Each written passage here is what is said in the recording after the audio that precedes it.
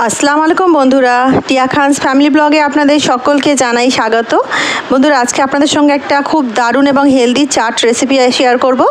আর আজকে আমি অঙ্কুরিত মুগ ডালের একটি রেসিপি শেয়ার করছি। আর মুগ ডালটা কীভাবে যে অঙ্কুরিত হবে, কত সহজে আপনারা মুগ ডাল দিয়ে স্প্রাউটস বানাতে পারবেন, সেইটাই কিন্তু আপনাদের সঙ্গে আজকে শেয়ার করব বন্ধুরা।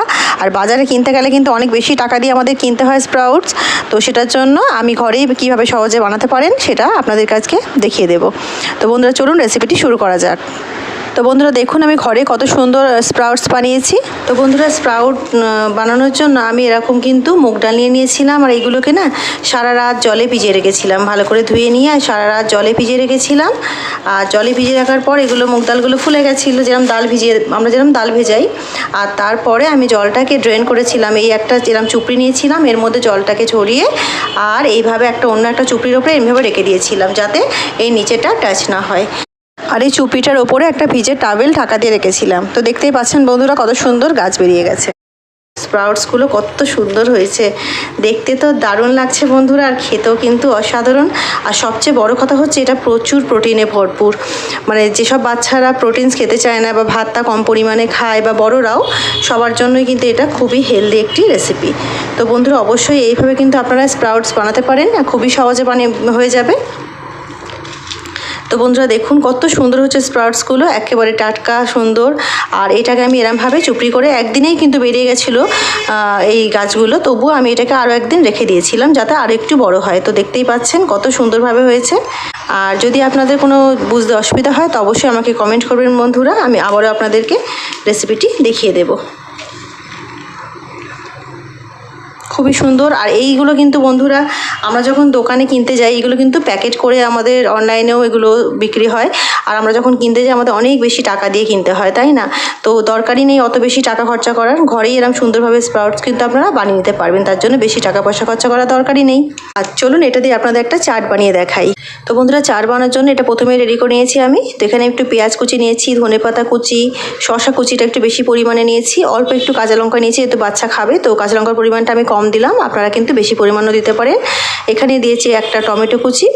আর আমার ঘরে লাল আঙুর ছিল, তো সেই আঙুরগুলো দানা ফেলে দিয়ে আমি ছোটো ছোটো করে এরমভাবে কুচি করে নিয়েছি। আর এখানে আলু সেদ্ধ করে আমি ছোটো ছোটো করে এরমভাবে কেটে রেখেছি। তো বন্ধুরা, এইগুলো দিলে কিন্তু চাটটা বেশ ভালো টেস্টি হয়, তো সেই জন্য আমি এগুলো কিন্তু রেডি করে রেখেছি।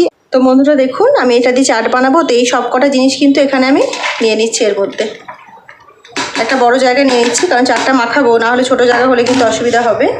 এবারে আপনাদের যতটা পরিমাণ খেতে ইচ্ছা করবে স্প্রাউটস, এটা দিয়ে দেবেন। দিয়ে দিলাম। তো বন্ধুরা, আমি ইউজ করছি এভারেস্টের চাট মশলা, এটা কিন্তু ভীষণ টেস্টি হয় দিলে।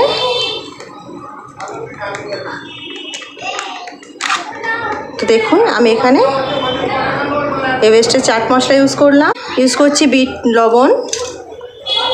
লবণ বা রক সল্ট যেটা বলেন আপনারা। আর বন্ধুরা, এর মধ্যে আমি একটু ধনে আর পুদিনা চাটনি ইউজ করছি, এটা দিলে কিন্তু বেশ চটপটা হবে, বেশ ভালোই লাগবে। তো সেই জন্য আমি এখানে অল্প পরিমাণে দিলাম।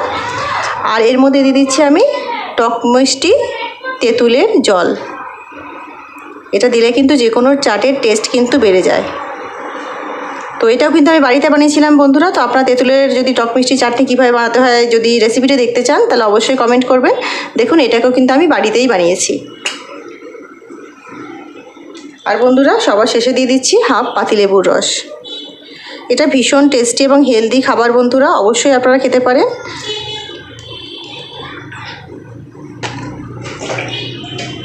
এবারে এটাকে সুন্দর করে মাখিয়ে নিতে হবে। তো আমি এটাকে হাতের সাহায্যে মাখাচ্ছি বন্ধুরা, বুঝতেই পারছেন আমরা বাঙালিরা যতক্ষণ না কোনো কিছু হাত দিয়ে মাখাই ততক্ষণ কিন্তু আমাদের ঠিক মনে শান্তি হয় না, তাই না? তো আমি এটা হাত দিয়ে মাখাচ্ছি বন্ধুরা, আপনারা এটা চামচেও মাখাতে পারেন। এত সুন্দর একটা এ দিয়ে গন্ধ ছেড়েছে বন্ধুরা, ভীষণ লোভনীয় একটা স্মেল, ভীষণ ভালো লাগছে। তাহলে খেতে তো আরও ভালোই হবে, বুঝতেই পারছেন। যারা হেলদি খাবার খেতে চান, অতিরিক্ত খেতে চান না, কম খেতে চান অথচ হেলদি খাবার খেতে চান, তারা কিন্তু এটা খান। এবং বাড়ির বাচ্চাদের যারা ভাত কম খায়, যারা বেশি প্রোটিনযুক্ত খাবার খেতে চায় না, বিশেষ করে বাচ্চারা তো একেবারেই খেতে চায় না, তো তাদেরকে এইভাবে চাট বানিয়ে দিন, নিমেষে কিন্তু একেবারে ফিনিশ হয়ে যাবে, বুঝতেই পারবেন না। তো দেখুন আমার কিন্তু হেলদি চাট একেবারে রেডি হয়ে গেল বন্ধুরা।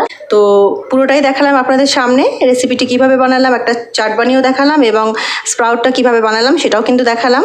মানে স্প্রাউট মানে অ্যাকচুয়ালি অঙ্কুরিত মুগ ডাল, তো সেটাও দেখালাম এবং এই চাট রেসিপিটিও দেখালাম। তো আশা করছি রেসিপিটি আপনাদের ভীষণ ভালো লাগবে বন্ধুরা। রেসিপিটি যদি আপনাদের ভালো লেগে থাকে অবশ্যই আমার চ্যানেলকে লাইক শেয়ার সাবস্ক্রাইব করে আমার সঙ্গে থাকবেন। তো বন্ধুরা রেসিপিটি পুরো দেখার জন্য আপনাদের সকলকে জানাই অসংখ্য ধন্যবাদ। দেখা হচ্ছে একটা অন্য নতুন রেসিপির সঙ্গে। ততক্ষণ সবাই ভালো থাকুন, সুস্থ থাকুন। আল্লাহ হাফিজ।